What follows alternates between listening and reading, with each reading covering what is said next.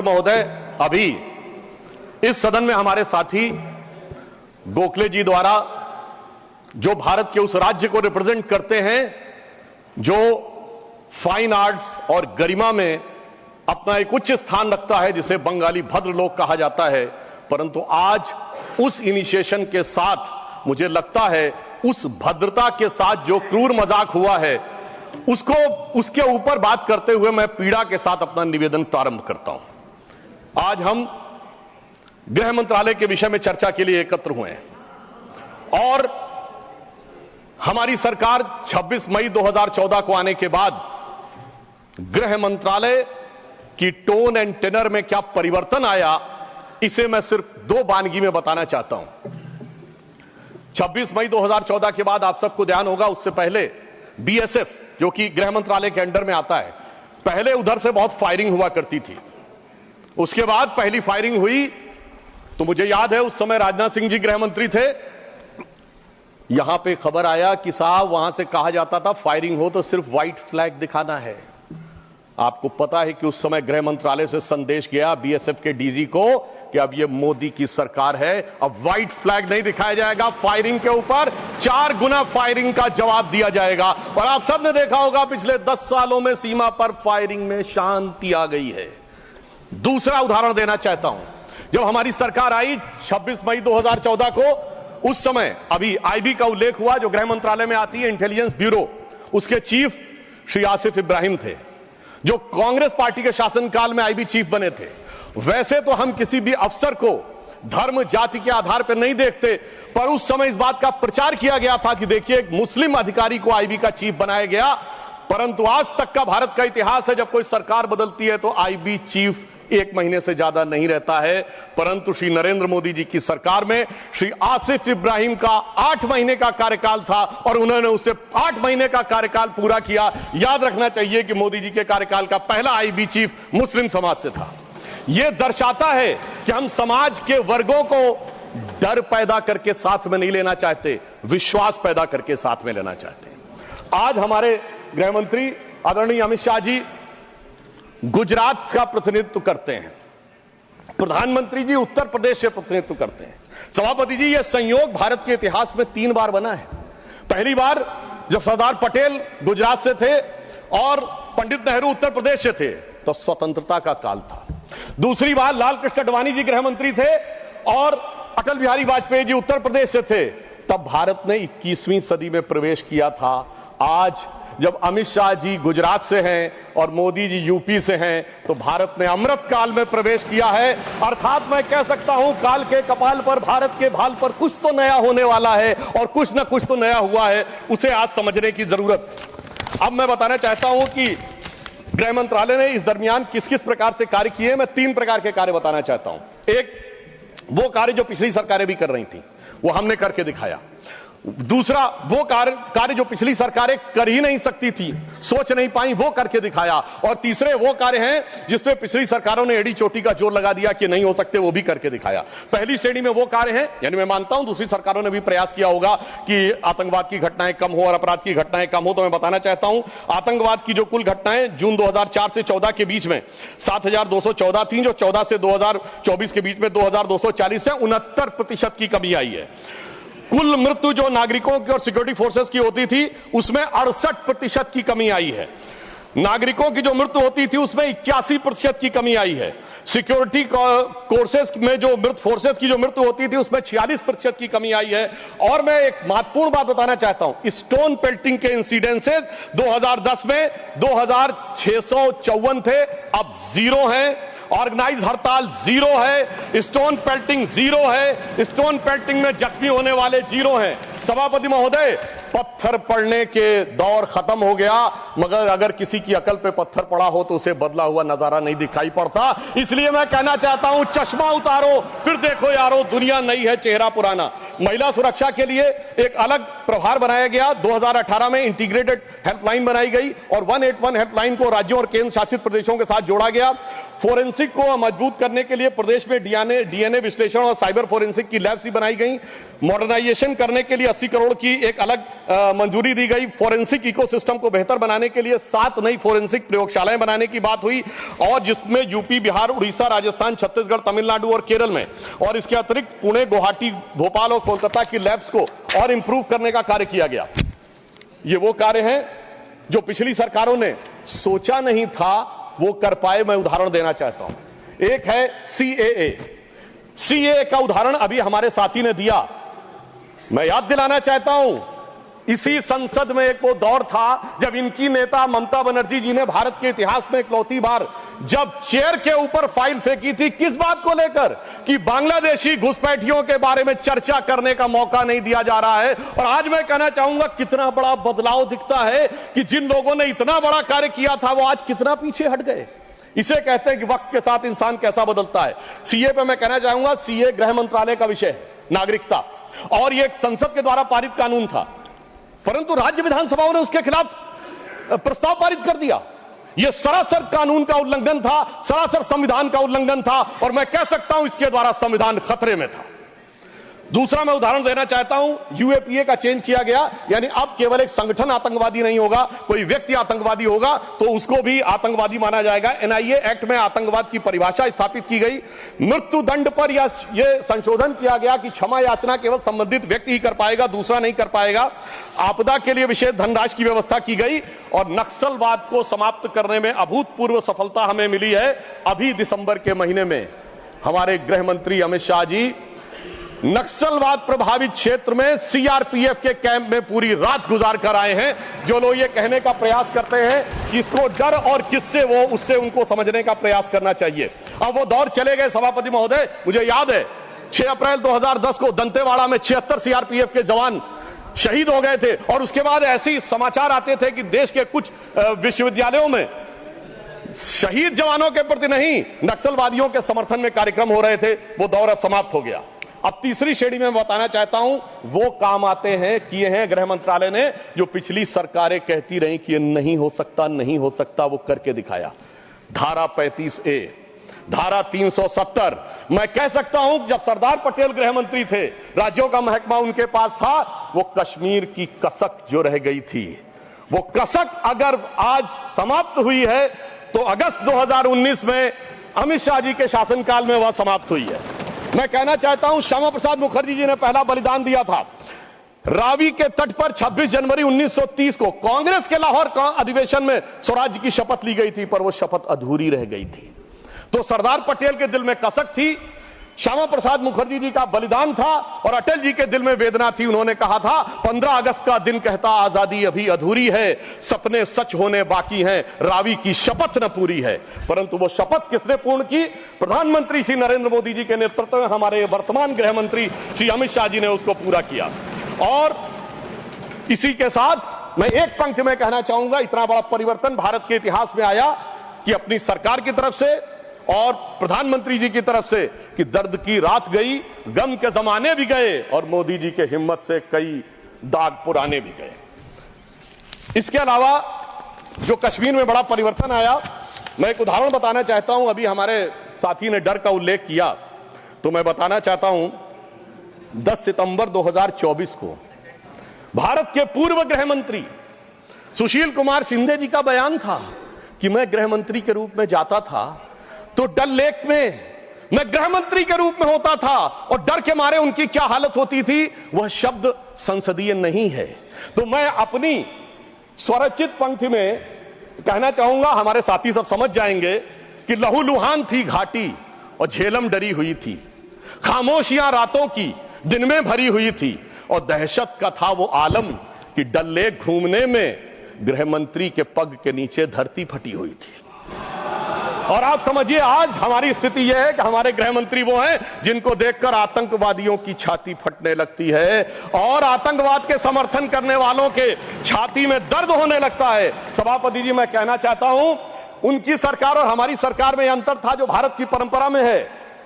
उन्होंने बहुत दिन नाग पंचमी की, नागों को दूध पिलाया, हमने जन्मेजय का नाग यज्ञ करके दिखाया जिसमें सारे नाग आकर समाहित हो गए। तो मैं एक पंक्ति में कहना चाहूंगा, कश्मीर घाटी को लहूलुहान करने वालों सुनो, एक भी शहीद हुआ जवान नहीं भूले हैं, और दूध भी पिलाते हैं परंपरा हमारी मित्र, किंतु नाग यज्ञ का विधान नहीं भूले। और मैं ये कहना चाहता हूं, दूसरा उदाहरण, एक सिर्फ दूसरा उदाहरण, हमारे कांग्रेस के युवा नेता जिन्होंने तथाकथित भारत यात्रा निकाली, उसी कश्मीर कहते हैं कि हालात नहीं बदले।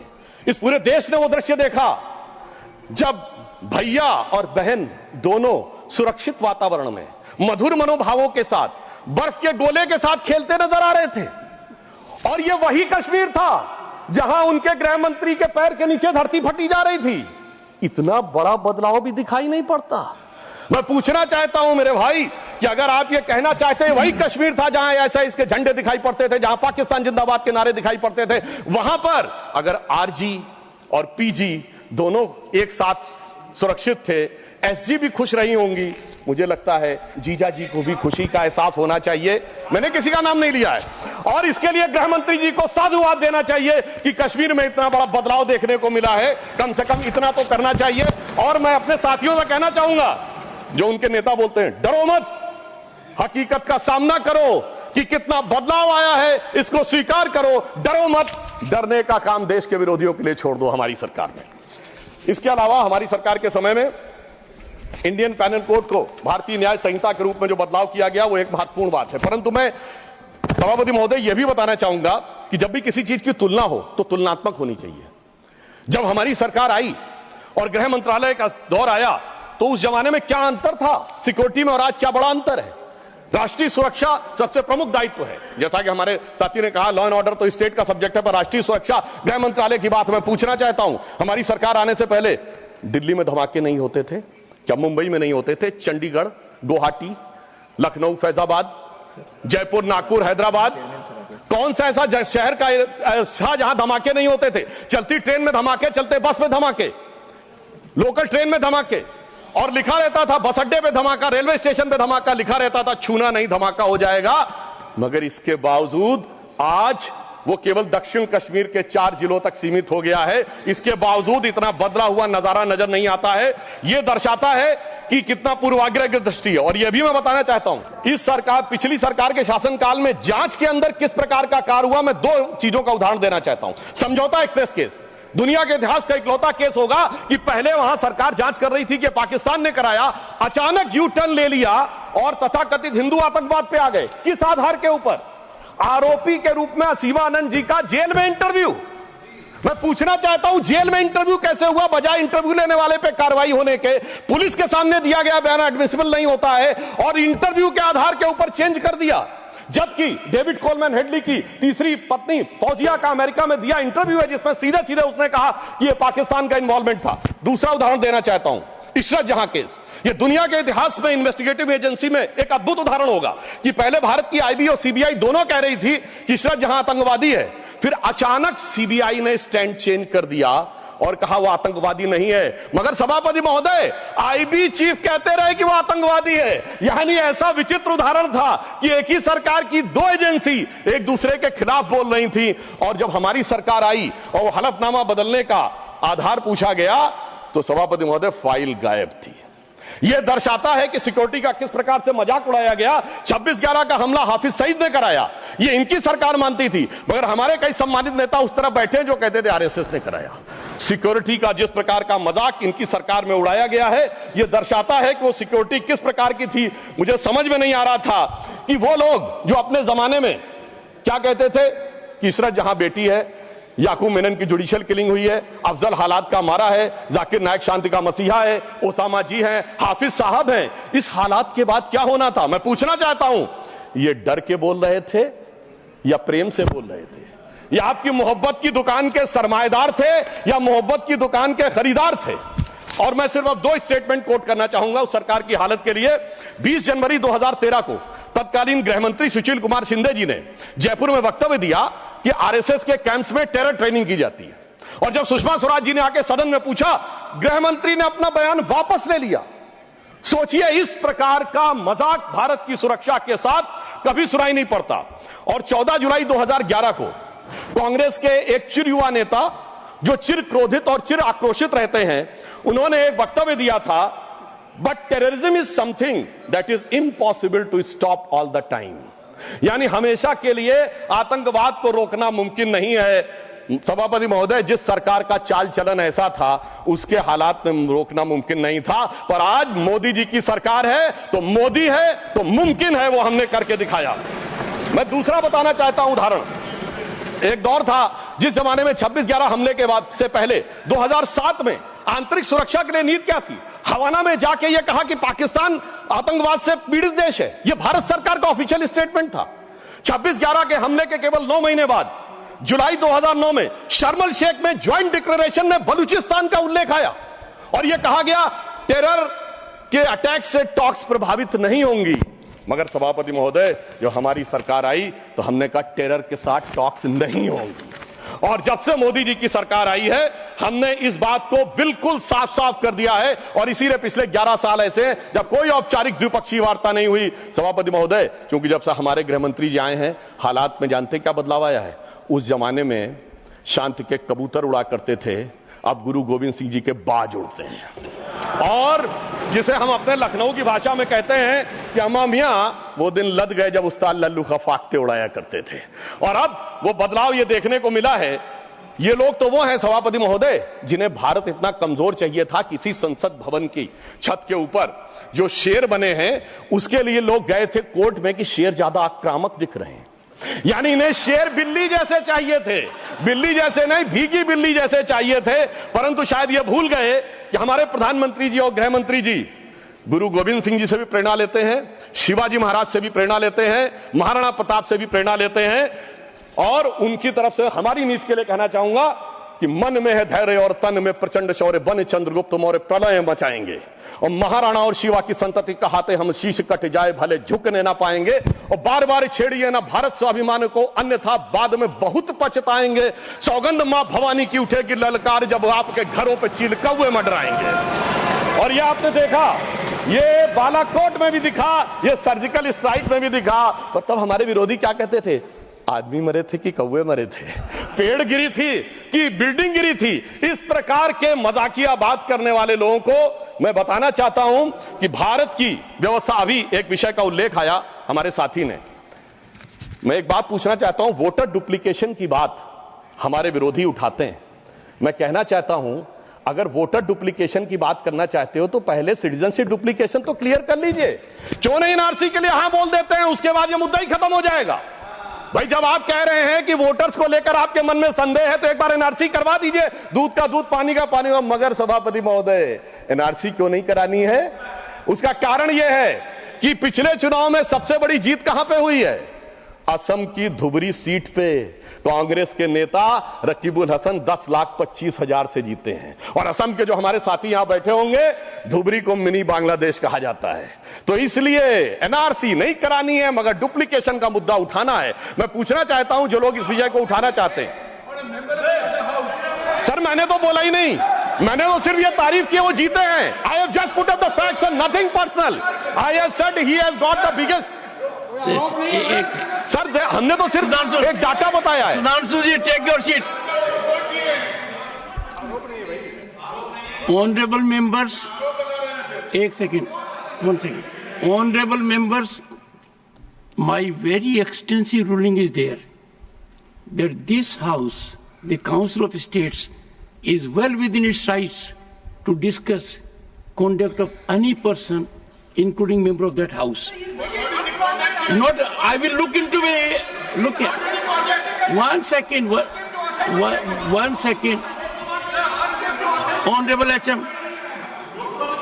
मान्यवर, मैं बड़े ध्यान से माननीय सदस्य का भाषण सुन रहा था। इन्होंने कोई टिप्पणी माननीय सदन के दूसरे सदन के सदस्य के लिए नहीं की। इनका जीत का मार्जिन बताया, वो रिकॉर्ड का हिस्सा है मान्यवर, भारत के चुनाव आयोग के रिकॉर्ड का हिस्सा है। और इसमें अगर थोड़ा ऊपर नीचे होता होगा 2-5 हजार, तो कल भाई लेटर देकर सुधार देना सुधांशु। नहीं, एक सेकंड। माननीय सदस्यगण, इसी सदन में जब तत्कालीन सदन के नेता पीयूष गोयल जी ने लोकसभा के सदस्य जिन्होंने विदेश में जाकर भारत पर कुछ टिप्पणियां की थी वो मुद्दा उठाया तो एक पॉइंट ऑफ ऑर्डर रेज किया गया और पॉइंट ऑफ ऑर्डर का मैंने निर्णय दिया और मैंने कहा कि अपने रूल स्पष्ट हैं और रूल ये कहते हैं कि लोकसभा के सदस्य के बारे में चर्चा यहां हो सकती है। अंकुश एक है नियम में, नियम बहुत स्पष्ट है कि आप आरोप नहीं लगा सकते और आरोप लगाते हो तो सभापति को सूचित करो। मैंने बारीकी से तत्कालीन सदन के नेता पीयूष गोयल का बयान देखा। उन्होंने लोकसभा के सदस्य के बारे में जो कुछ कहा वो हूबहू लंदन में उन्होंने कहा और चूंकि वो भारत विरोधी था, as it is I have to give my ruling. Sudhanshu ji, you will conclude tomorrow. The House stands adjourned to meet at 11 a.m. Thursday, the 20th of March 2025 with